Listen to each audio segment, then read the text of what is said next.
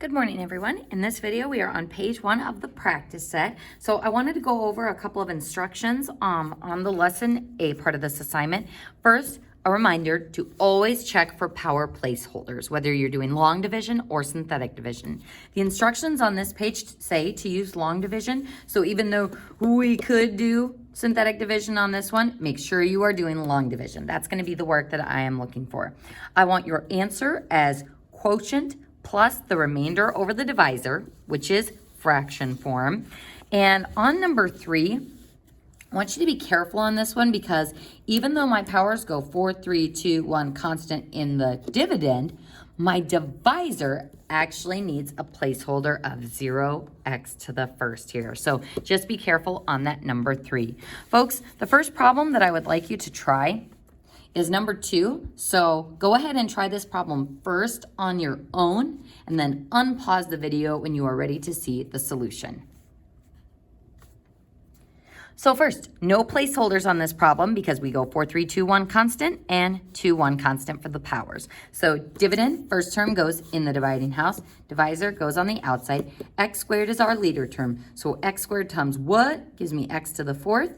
X squared. So times the leader times the tag along, times the other tag along, and then enclose in parentheses and subtract all of them. So again, folks, it's so easy to forget to subtract one of those items, so just make sure you're zigzagging when you read it. X to the 4th minus x to the 4th.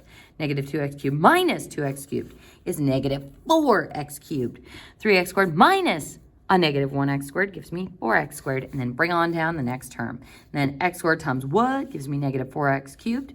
Negative 4x times the leader times the tag-along term, times the other tag-along term, subtract all 3, and that gives me my next line. X squared times what gives me 12x squared times the 12, times the leader, times the tag-along, and that is my remainder.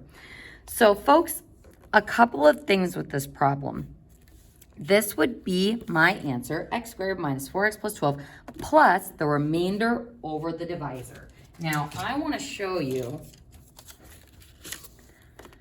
another way of writing this, and I want you to tell me if this is viable. Does this remainder say the same thing? So let's say I've got the 12 here and then minus the remainder over the divisor.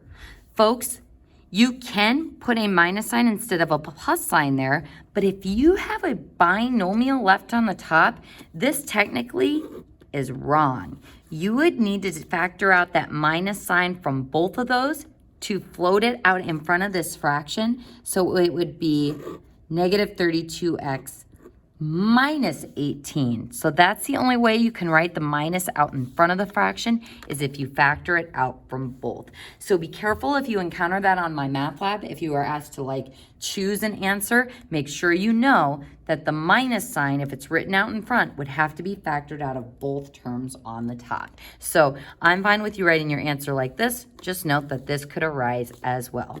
On the next page, so these ones you're still solving using long division. Then on these problems, use synthetic division and write your answer in fraction form, quotient plus the remainder over the divisor.